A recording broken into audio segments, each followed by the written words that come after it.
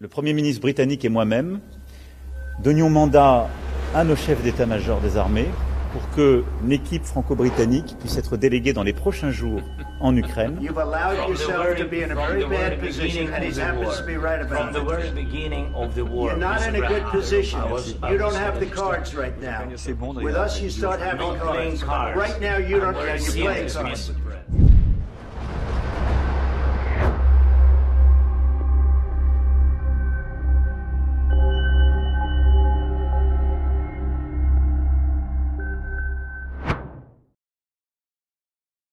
Bonjour à tous, bienvenue sur la chaîne Omerta. Aujourd'hui, je suis avec Rodolphe Carte, qui est auteur du livre « De quoi Louis Sarkozy est-il le nom ?» Avant toute chose, je voulais vous rappeler la sortie de notre magazine « Trump-Poutine à l'assaut de l'Europe ». Alors, monsieur Rodolphe Carte, j'espère que vous allez bien. Très bien, merci. Merci pour l'invitation. C'est pas la première fois d'ailleurs que vous venez chez nous. Je voulais savoir pourquoi est-ce que vous avez eu envie d'écrire sur ce cher Louis Sarkozy. Oui, alors oui, j'ai eu l'idée d'écrire sur Louis Sarkozy pour trois raisons principales. La première, c'est pour m'intéresser à ses réseaux, sa famille, pourquoi il est mis en avant de manière, c'est vrai, assez incroyable. D'ailleurs, il y a 6 mois, on l'avait déjà, on avait connu un lancement, et encore récemment, un nouveau lancement. Et donc, oui, il y a vraiment un engouement. En tout cas, on essaye de faire naître un engouement autour de lui, vis-à-vis notamment des médias. Donc ça, c'est le premier point sur lequel je me suis intéressé à lui. Et le deuxième point, c'est que en ce moment, on sent qu'il y a véritablement une volonté de reconfiguration de la droite sur le champ politique français.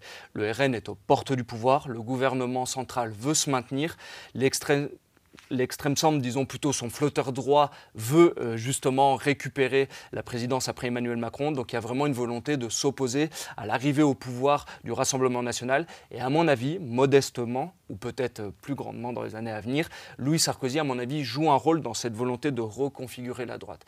Et enfin, le troisième point, qui est peut-être le plus intellectuel, ou en tout cas on verra dans les années à venir, à mon avis, de plus en plus, c'est une opposition entre, on va dire, 2 lignes au sein du camp national. Une ligne, on va dire, plutôt libérale-conservatrice et une autre plutôt nationaliste, illibérale. Et à mon avis, Louis Sarkozy s'inscrit parfaitement dans la première et moi plutôt intellectuellement dans la seconde. Donc à mon avis, c'est aussi important, c'était important de revenir sur cette opposition qui va, à mon avis, oui, devenir, ou en tout cas se durcir dans les années à venir. Alors avant de parler de Louis Sarkozy, on va parler de ses parents. Alors moi, je me rappelle de Cécilia Attias, on se rappelle d'un célèbre texto de Nicolas Sarkozy, « Si tu reviens, j'annule tout », avant son mariage avec Carla Bruni, qui avait été évoqué par le Nouvel Obs, je crois.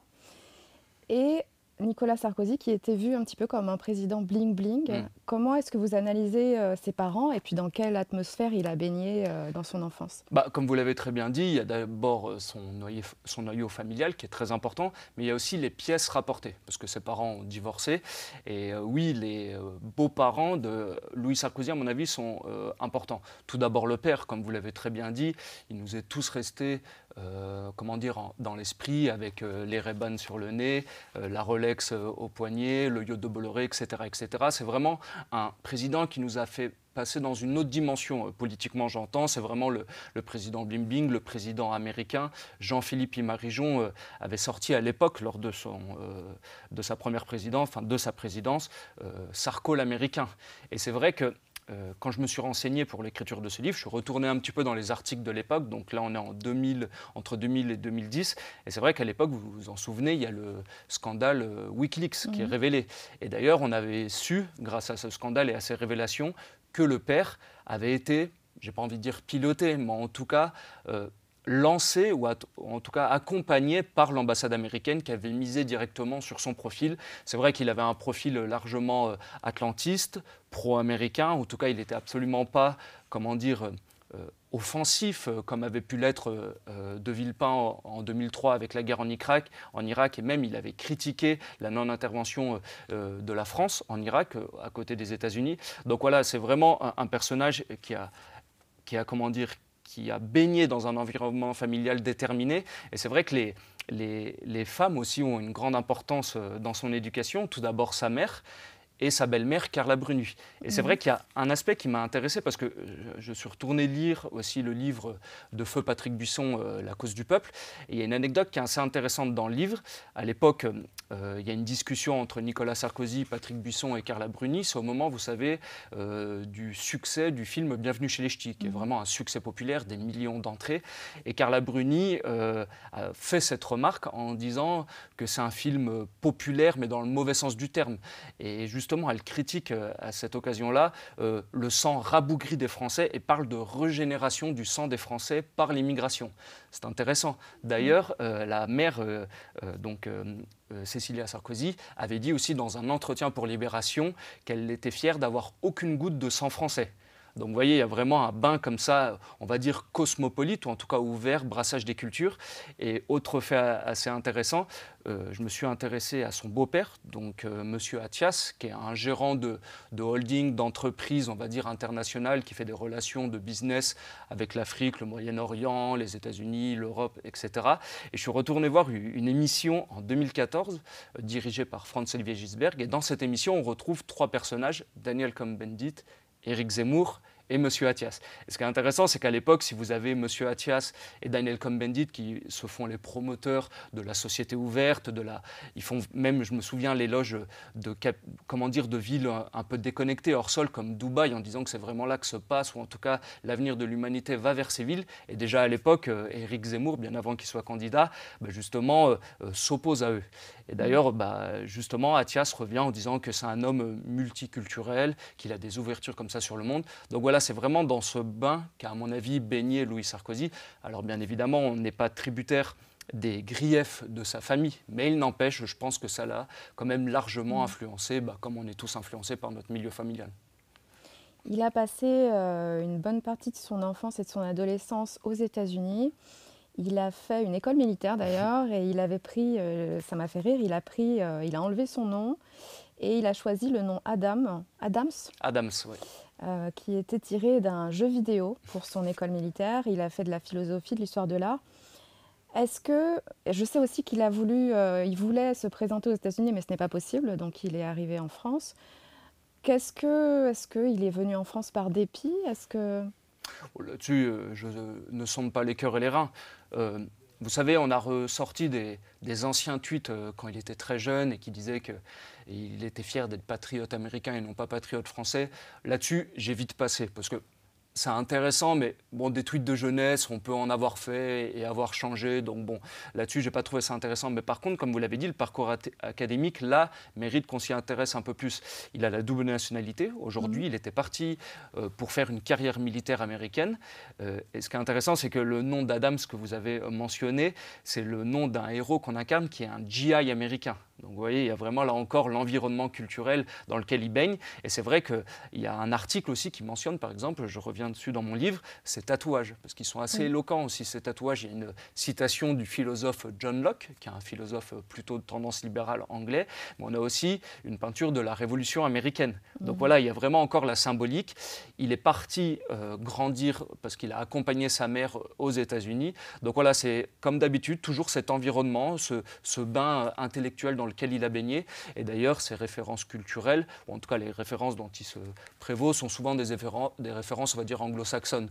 C'est Churchill, c'est Grant, c'est la philosophie de John Locke. Et d'ailleurs, son libéralisme est assez intéressant parce que c'est un libéralisme, par exemple, pro-GPA, pro-PMA, pro-mariage homosexuel, pro-légalisation des drogues. Donc vous voyez, il y a même un libéralisme qui tend vers le libertarianisme. Donc là, on est vraiment aussi dans le monde anglo-saxon. Donc voilà, on retrouve un peu, oui, toutes ces influences autour de lui. Je crois d'ailleurs, en parlant des États-Unis, qu'il était pour Trump jusqu'à son élection. Et après, il a un petit peu changé d'avis, notamment... je crois qu'il il a une position très forte vis-à-vis d'Israël. On se rappelle d'une prise de parole qu'il avait eue où il disait qu'ils crèvent tous. Israël fait ici le travail de l'humanité. Comment est-ce que vous voyez ça, ce détachement par rapport à Trump ? En fait, dans cette volonté de reconfigurer la droite, il incarne un intellectuel, on va dire libéral conservateur, comme on en retrouve un peu partout en Europe. Là, par contre, où je serais peut-être moins dur que certains de ses critiques, il est quand même, à mon avis, d'un meilleur niveau. Il est plus intelligent, il a plus travaillé ses dossiers. En fait, comparé à nos éditorialistes qu'on connaît bien de plateau, il est à mon avis quand même d'un niveau largement supérieur. Il faut lui reconnaître ça, c'est un travailleur, même si bien évidemment on peut lui faire des griefs. Et comme vous l'avez très bien dit, il s'incarne aujourd'hui en tant que libéral conservateur. Et d'ailleurs, vous m'aviez reçu ici pour mon précédent livre, La menace néoconservatrice. Et c'est vrai que son logiciel est celui d'un néoconservateur européen lambda, j'ai envie de dire. En politique intérieure, il est contre le wokisme, plutôt pour un État sécuritaire, contre la bureaucratisation. Donc là, on retrouve vraiment les thèses libérales conservatrices normales. Et sur les dossiers, on va dire, internationaux, comme vous l'avez dit, il y a une position largement pro-israélienne, mais il y a aussi une position largement pro-ukrainienne. Et là, ça a été la rupture avec Trump. Parce que pendant la campagne américaine, c'est là où on l'a connu. Il a été mis en avant par LCI. LCI qui est détenu par son parrain Martin Bouygues. Donc là, on retourne un peu dans les réseaux. Mais en tout cas, vraiment, il avait été un soutien de Trump. Et aujourd'hui, quand Trump revient à une position, j'ai envie de dire, de réel politique, d'ouverture aux discussions comme elles doivent être sur la scène internationale, c'est même un retour à un monde néo-westphalien, et moi, je suis largement pour. Et ben, lui, comme par hasard, il a adopté une scission vis-à-vis de Trump. Et d'ailleurs, quand notre cher président Macron avait fait sa déclaration « la Russie était une menace pour la France », Louis avait tweeté laconiquement « il a raison ». Donc là, vous voyez, ça a été la rupture sur le dossier international, si je puis dire.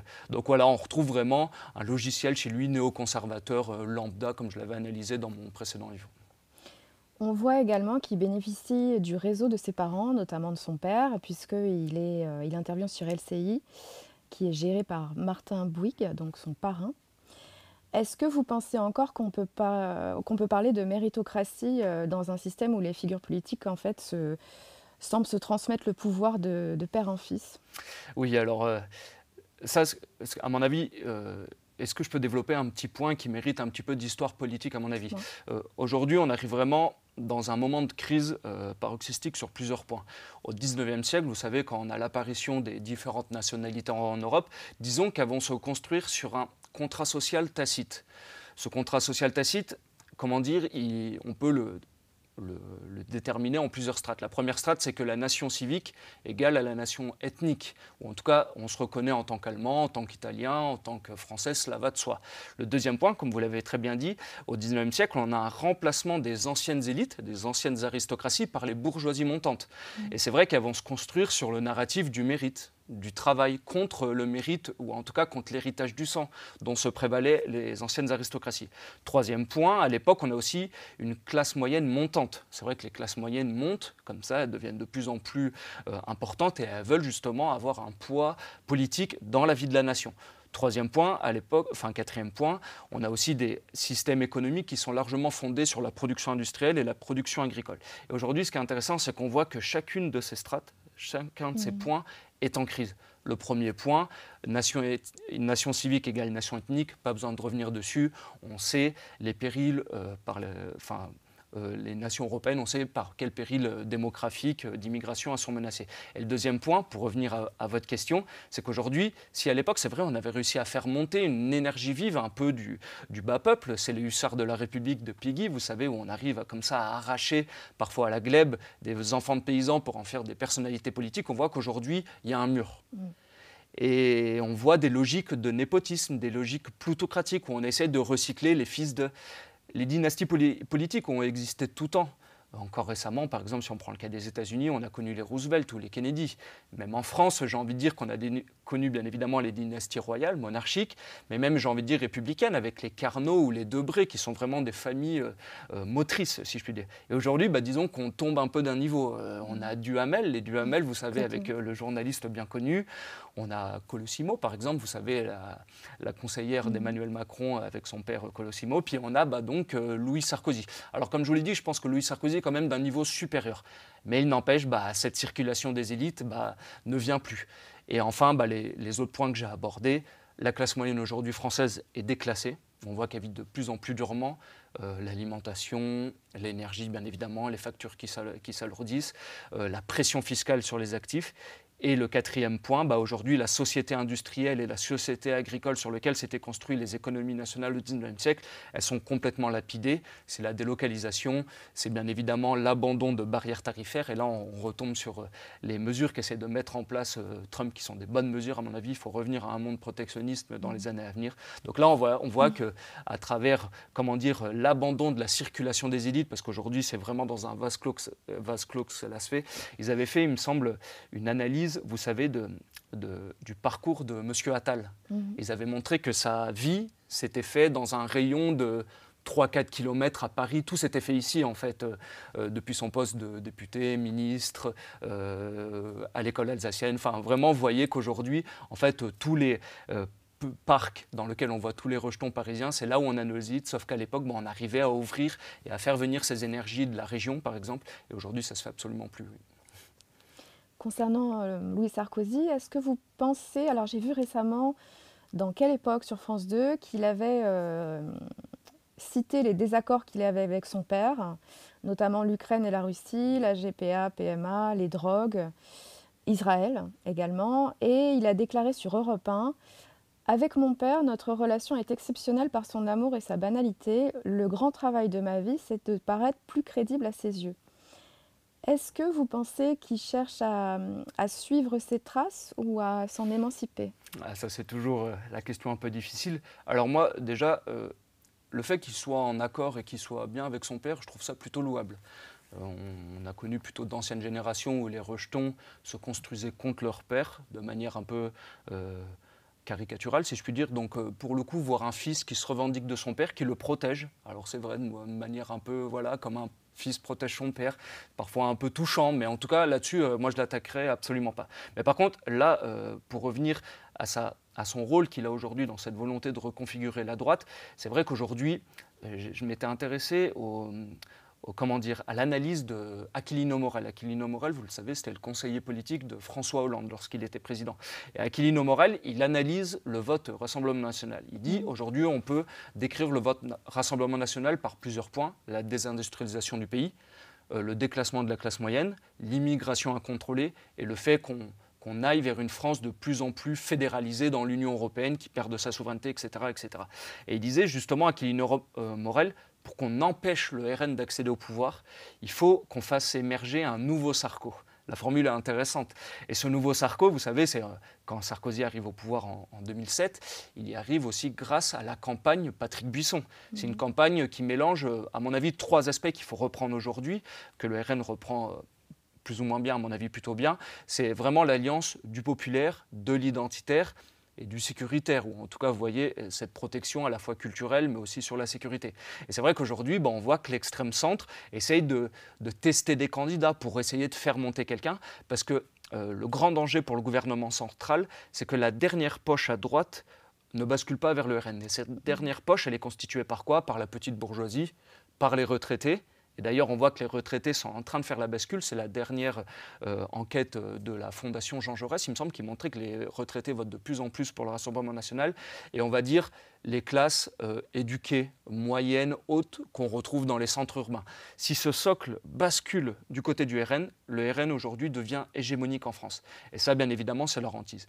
Et pour fixer ce socle, on va dire dans le centre et dans l'extrême centre, il faut faire émerger des candidatures. On voit par exemple Bruno Retailleau. Et là, ça nous intéresse tout particulièrement parce que lorsque l'hebdomadaire Valeurs Actuelles a lancé sa nouvelle formule, comme par hasard, c'était lui en couverture. C'était lui en couverture, exactement. Et on nous a annoncé par là même que Louis Sarkozy devenait éditorialiste du magazine. Donc là, on a quelques indications. Aussi, autre signe, Louis Sarkozy, désormais, tient un podcast avec une chaîne belge, 21 News. Premier invité, une fois de plus, Bruno Retailleau.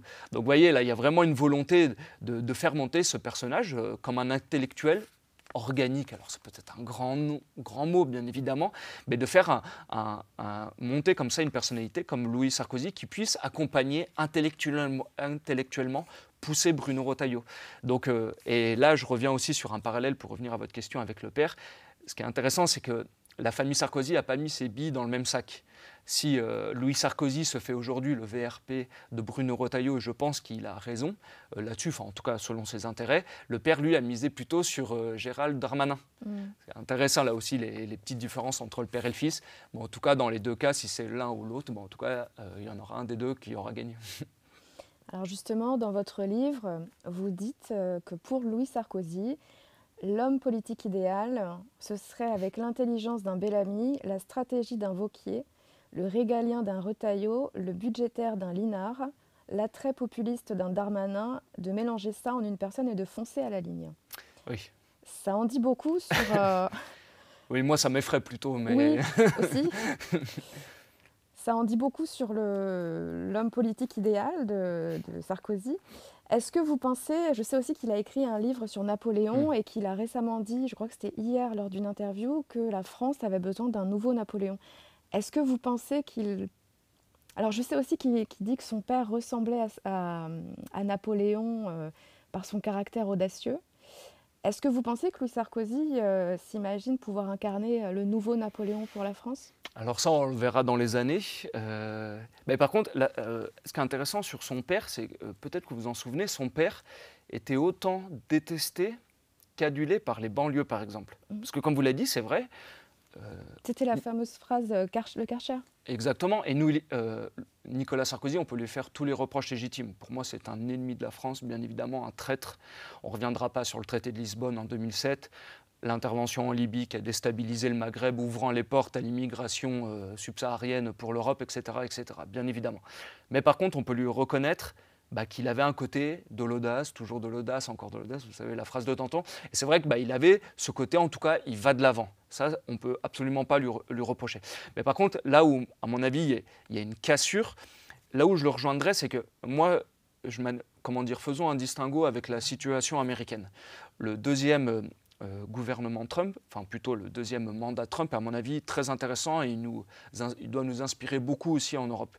Pourquoi cela ? Parce que lors de ce deuxième mandat, Trump a pris à bras-le-corps la question de s'opposer aux institutions et à l'État profond, establishment, mettez ce que vous voulez derrière. Il y a vraiment cette volonté de rupture. Et c'est pour ça que son gouvernement est qualifié aujourd'hui d'illibéral. Vous savez, c'est une notion qui revient souvent. Chantal Delsol, la philosophe chrétienne, en a par exemple parlé dans un article dans le Figaro. Et à mon avis, c'est la voie sur laquelle nous devons aller dans les années à venir. Pourquoi cela ? Parce que la tradition illibérale s'oppose au conservatisme, au libéral-conservatisme dont Louis Sarkozy se fait le défenseur. La tradition illibérale, ou disons la posture illibérale, assume l'affrontement à des institutions et à un système.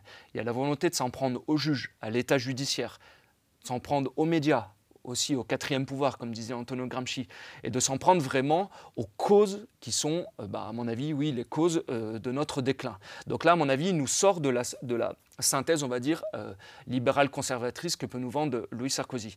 Et là où, à mon avis, où les Américains ont réussi quelque chose de pertinent, c'est qu'ils ont réussi à faire une sorte d'alliance entre le très haut du gouvernement, vraiment une nouvelle élite nationaliste, et le peuple contre, si vous savez, les intermédiaires. Et d'ailleurs, on peut faire un parallèle avec la France, c'est que la monarchie française s'est constituée contre les féodaux aussi.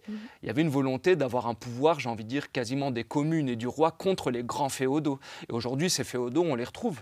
C'est les européistes, c'est les atlantistes, c'est les libéraux.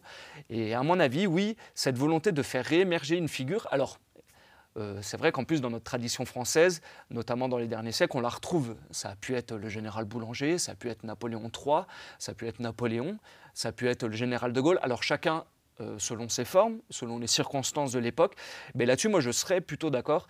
Et d'ailleurs, là où ça nous sort d'une vulgaire opposition marxiste entre le haut et le bas, là, c'est plutôt une volonté de faire émerger une nouvelle élite nationaliste, en accord avec le pouvoir populaire, contre ces féodaux, ces nouveaux féodaux que l'on connaît bien. Donc là, à mon avis, on ne misera pas sur le même cheval, moi et Louis Sarkozy. Mais là-dessus, je suis assez d'accord et c'est pour ça que moi, je suis, ou en tout cas, je me revendique largement comme un populiste, un nationaliste, et ça, je le reconnais absolument, oui. Comment est-ce que vous analysez l'évolution du parti Les Républicains depuis Louis Sarkozy ? Depuis Nicolas, vous voyez, je le mets déjà. À mon avis, c'est un parti qui se meurt, heureusement. Je n'ai aucune confiance dans les Républicains, c'est mon avis personnel, bien évidemment. Pour moi, c'est un parti qui fait prévaloir avant tout la dimension européenne contre la dimension nationale. C'est des personnes, vous savez, Nicolas Sarkozy, quand il est maire de Neuilly de 83 à 2002, c'est vraiment aussi cette symbolique de l'Ouest parisien orléaniste, déjà très ancré dans le monde intellectuel anglo-saxon, mais qui est déjà aussi dans une dimension supranationale. La dimension nationale française est complètement balayée.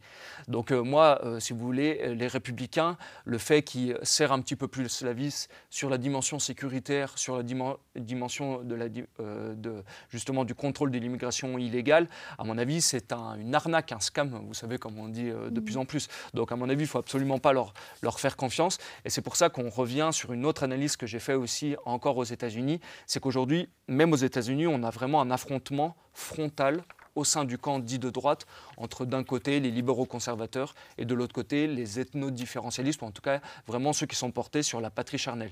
Et d'ailleurs, on l'a vu à l'occasion, c'est un débat qui s'est passé il y a quelques mois sur le cas des visas H1B. Ce sont des visas qu'on attribue aux États-Unis aux travailleurs dits qualifiés. Donc derrière, vous pouvez mettre ingénieur indien surtout.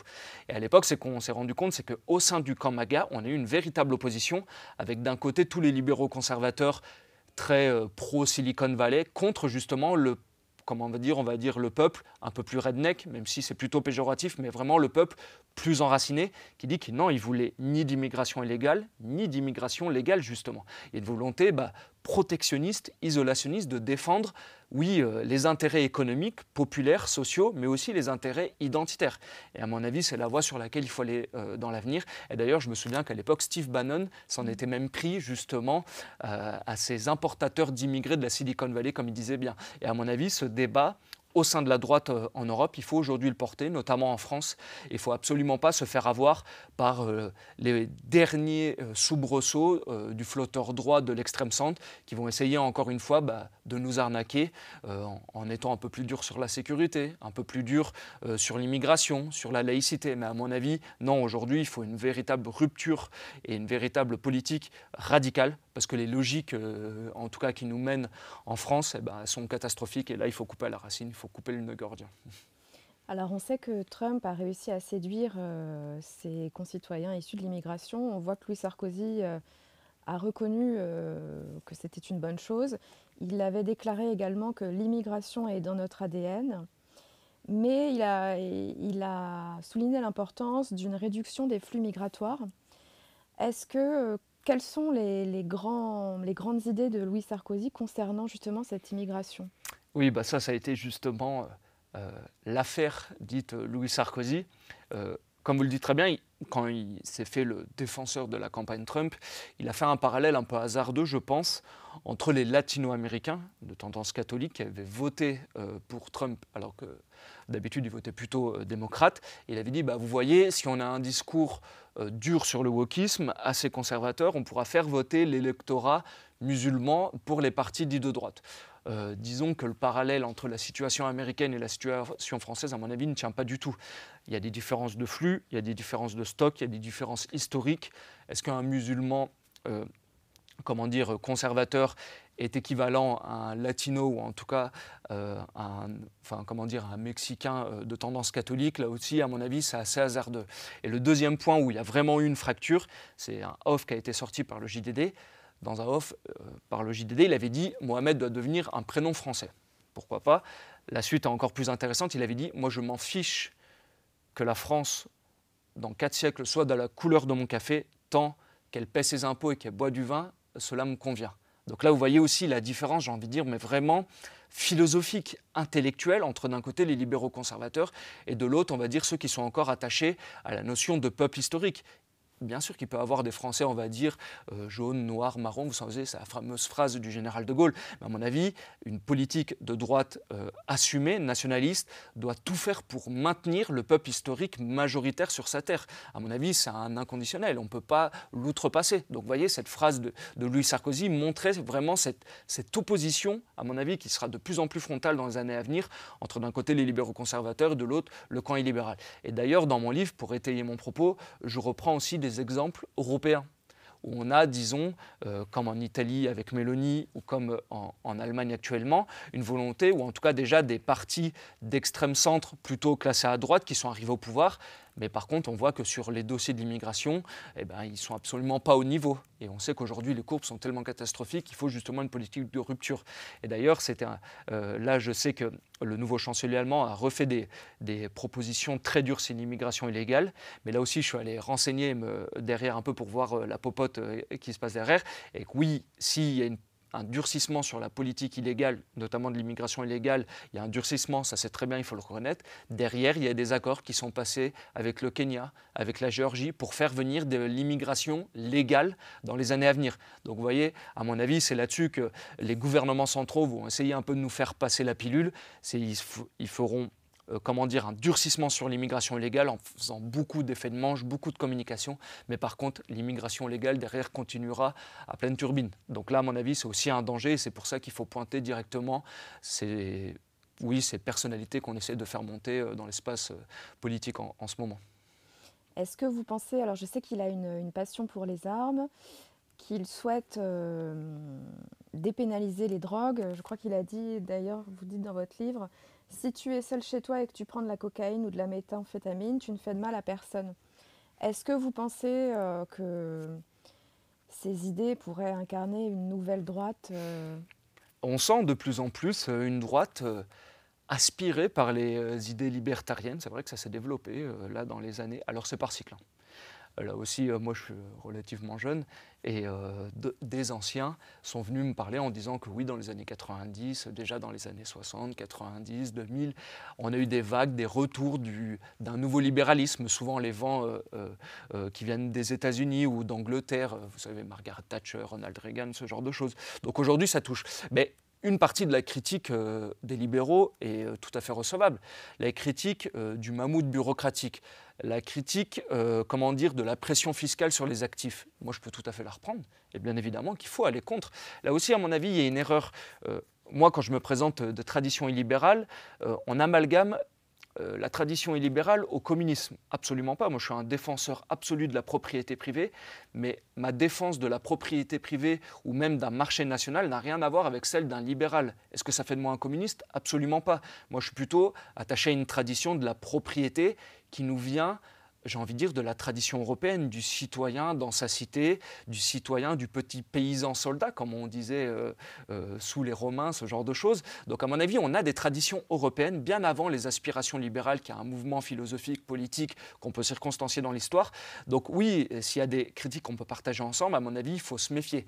Parce que souvent, derrière la critique de l'État qu'on peut avoir chez certains libéraux, il y a vraiment une volonté de jeter le bébé avec l'eau du bain. À mon avis, absolument pas. D'ailleurs, on le voit avec des nations aujourd'hui qui sont en train vraiment de s'imposer sur la scène internationale, comme la Russie, les États-Unis, la Chine. C'est qu'à chaque fois, il y a quand même une composition organique, alors qui va se différencier selon les traditions de chaque pays, mais il y a vraiment à chaque fois un État pilote, un État planificateur, comme pouvait l'être De Gaulle.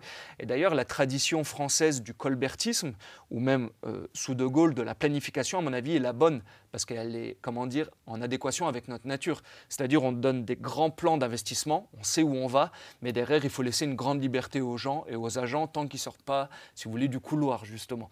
Donc moi, à mon avis, c'est une tradition qui peut être intéressante dans les années à venir, et c'est pour ça que c'est un ouvrage sur lequel je suis en train de travailler. À mon avis, on a une révolution conservatrice mondiale, il faut s'engouffrer dedans. C'est pour ça qu'une partie de la droite, notamment libérale, critique beaucoup Trump. Mais à mon avis, Trump est une porte d'entrée ou une possibilité pour nous aussi de nous relever. Et d'ailleurs, c'est très bien qu'on revienne sur un monde westphalien de considération des intérêts nationaux avant les considérations morales, vous savez. Dans une guerre, il n'y a pas un camp du bien et un camp du mal. Il y a deux camps qui ont des intérêts légitimes. Bien évidemment, il peut y avoir un agresseur et un agressé, mais il n'empêche, le but et la résolution, c'est quand même d'arriver à une situation de paix. Ce n'est pas de continuer à la guerre, ce n'est pas de faire une montée aux extrêmes. Donc là, à mon avis, c'est très bien qu'il y ait une parenthèse néo-westphalienne qui est en train de se reconstituer sur les intérêts nationaux, qui me sont chers. Moi qui suis très anti-impérialiste, justement. Donc oui, on a cette voie illibérale à faire résonner de plus en plus. Et moi, c'est ce que j'essaye un peu d'opposer modestement à mon niveau contre des figures comme par exemple Louis Sarkozy. On a vu aussi récemment qu'il s'est opposé à Emmanuel Macron et qu'il a dénoncé la venue du président syrien à l'Élysée et il a dit que cette rencontre n'aurait jamais dû avoir lieu. Est-ce que cette fracture avec Macron est aussi une manière de s'imposer sur la scène politique insidieusement ? Là encore, dans son plan de com, il avait fait un article, il me semble, dans le Figaro pour vanter les mérites de la candidature Retailleau. Il disait que justement Retailleau, à l'inverse des candidats RN, n'effraie pas une partie macroniste. C'est vrai qu'il y a un fond, on va dire, idéologique assez commun, l'européisme, le libéralisme, l'atlantisme, dans lequel on pouvait se retrouver. Mais par contre, il connaît, à mon avis, un petit peu l'état du pays et il voit qu'on a un taux de détestation du président Macron à chaque fois qu'on fait des sondages. On arrive de plus en plus bas. Alors on sait sur quelle machine médiatique, à mon avis, délétère s'appuie le gouvernement pour se maintenir. C'est le gouvernement par la peur. Ça a été le cas, bien évidemment, du Covid, c'est le cas de la guerre russo-ukrainienne, c'est le cas aussi du conflit israélo-palestinien. C'est un peu, j'avais analysé justement dans mon précédent livre, La menace néoconservatrice, la volonté de faire émerger un narratif. Toutes les voix, bien évidemment, qui vont contre ce narratif sont discréditées, mais il y a une volonté de se maintenir par la peur, parce que c'est vrai que c'est un puissant, comment dire... outil de manipulation. Exactement, justement pour faire passer derrière. Donc à mon avis, il a tout intérêt à jouer... pas un double jeu, mais en tout cas, comme je vous l'ai dit, s'il peut accompagner le président Macron sur ses positions contre la Russie, là, par exemple, sur sa position sur la Russie, moi, je pourrais tout à fait aussi la soutenir, par exemple. C'est vrai que c'est un scandale absolu d'avoir fait venir ce président en France, après les attentats à répétition qu'on a connus, grâce à Dieu, aujourd'hui, se sont un peu calmés. Jusqu'à quand ? Ça aussi, c'est une autre question, bien évidemment. Mais oui, il essaye de faire émerger cette voix à la fois en contradiction, mais aussi en continuité, parce que justement, vous verrez, petit à petit, on verra quel sera le candidat du Rassemblement national en 2027, mais il y aura cette volonté d'inscrire un président de l'extrême centre dans la continuation, mais aussi en rupture, pour essayer de recapter une partie de l'électorat, ou en tout cas de capter une partie de l'électorat de droite pour pas qu'il file au Rassemblement national. Louis Sarkozy se rapproche de figures politiques comme Rachida Dati, Retailleau, Darmanin, Wauquiez. Est-ce que vous pensez qu'il aurait une volonté en 2027 de peut-être, si la droite remportait les élections, de faire partie d'un gouvernement ? Moi, comme je l'ai dit, par rapport aux autres qu'on nous vend à longueur de journée, vraiment ce personnel politique et médiatique, je le trouve plutôt de bon niveau. Il a une part de cabotinage qui est un peu ridicule, où on le sent un peu engoncé, il a envie de... Vous savez, d'ailleurs, on le voit avec ses lunettes, par exemple, il met des lunettes quand il va passer sur le service public, il les enlève, il a un look un peu plus décontracté. Enfin, on sent qu'il y a un plan com, en tout cas, derrière. Ça, c'est évidemment certain. Mais par contre, oui, je le trouve de relativement bon niveau.